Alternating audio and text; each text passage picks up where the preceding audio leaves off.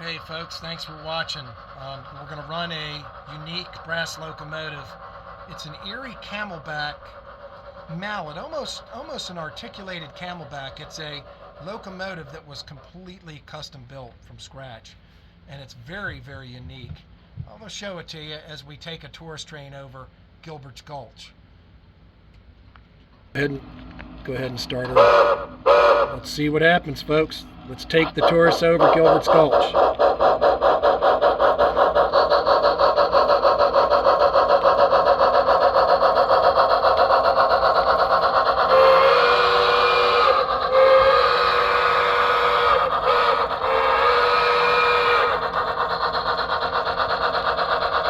Spectacular views for the tourists,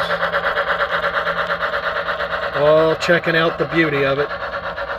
And this special, what could have been series combine car. Folks, these special cars are available for sale. You can contact me at my email address for more information on those cars. But let's watch the train.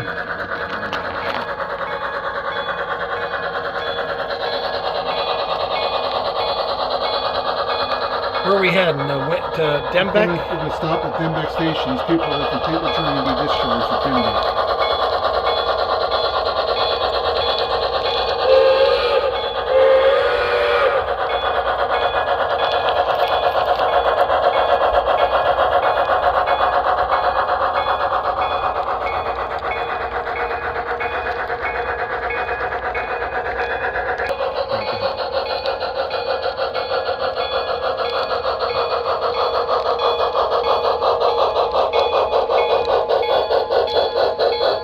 Drop these folks off at the station.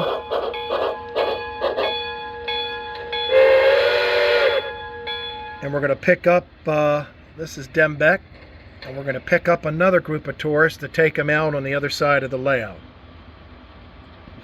Alright folks, while we're clearing tracks and throwing switches so this thing has a clear path, you can see what I'm talking about here. This thing's got two sets of drivers and two cabs. There's a fireman cab in the back and an engineer cab in the front. It's just a fantasy locomotive, custom built out of brass, and it is really, really a unique piece.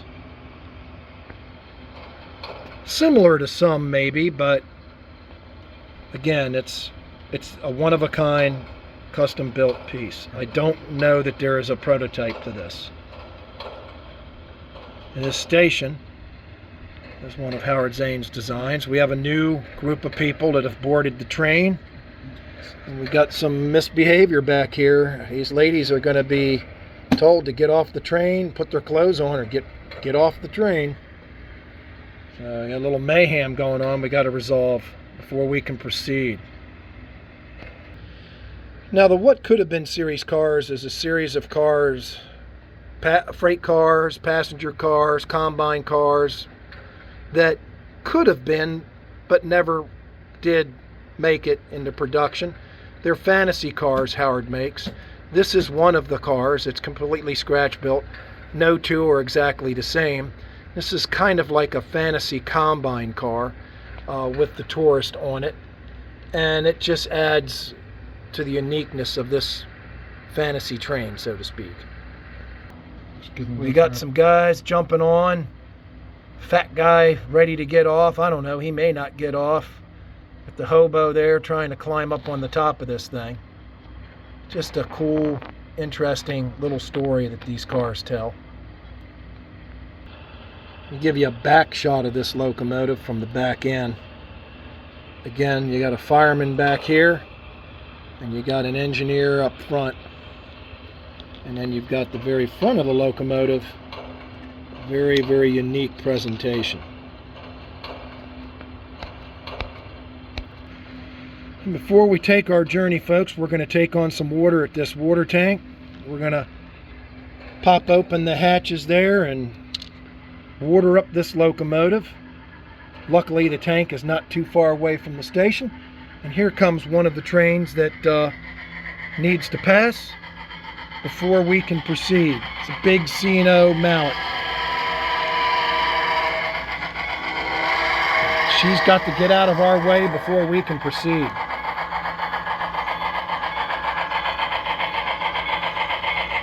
She looks like she just came out of the paint shop, folks.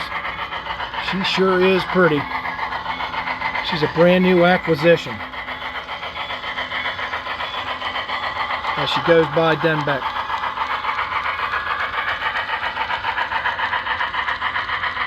And we'll film her journey over Gilbert's Gulch as the crow flies.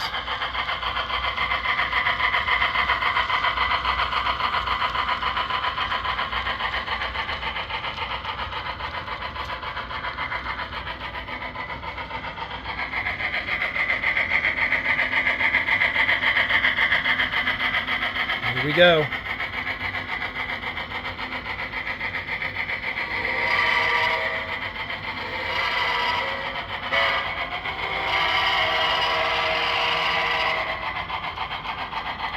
What a journey.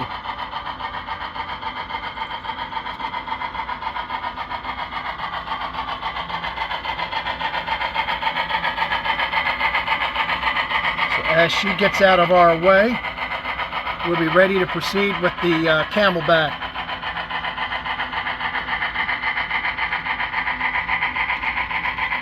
As she pulls away into the woods.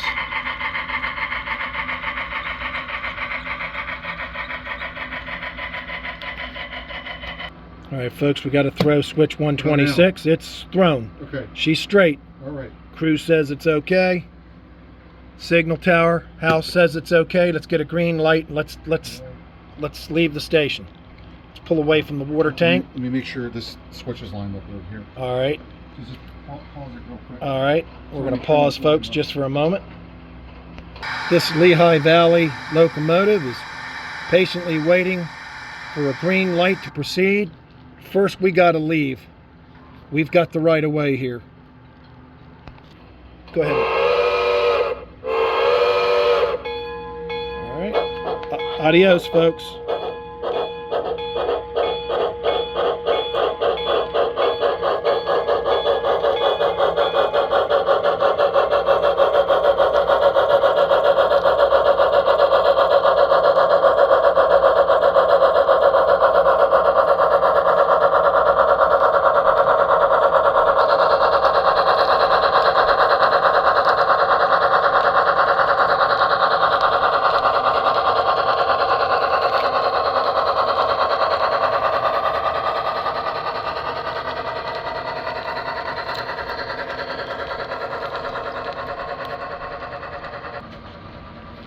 We hear it coming, folks. We're going to take these tourists over Licking Creek, and that'll be the end of this small test run.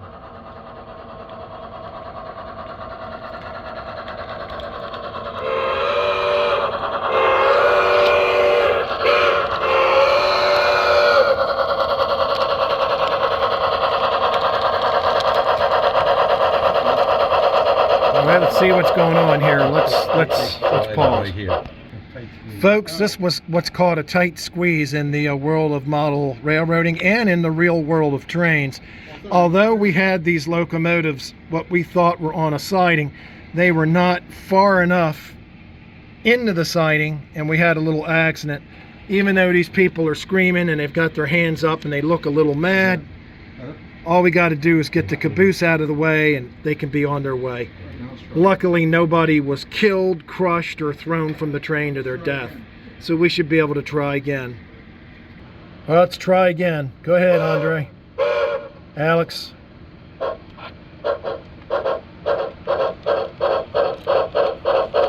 right, what now? Folks, these guys in the signal tower to blame for this melee, they told us that the tracks were clear and we had nothing to worry about. Everything was tucked away in the siding. There's going to be a reprimand for whoever is the cause of this melee, but nevertheless, we'll get it out of there. Well, the caboose flipped over, folks, and about an hour and a half later, we had a God knows what kind of diesel brought this caboose, this crane here to grab the caboose, but nevertheless, the crane has arrived on site. We'll get the caboose picked up. We're waiting for another locomotive to come pick up the caboose and the crane, and we'll be able to proceed.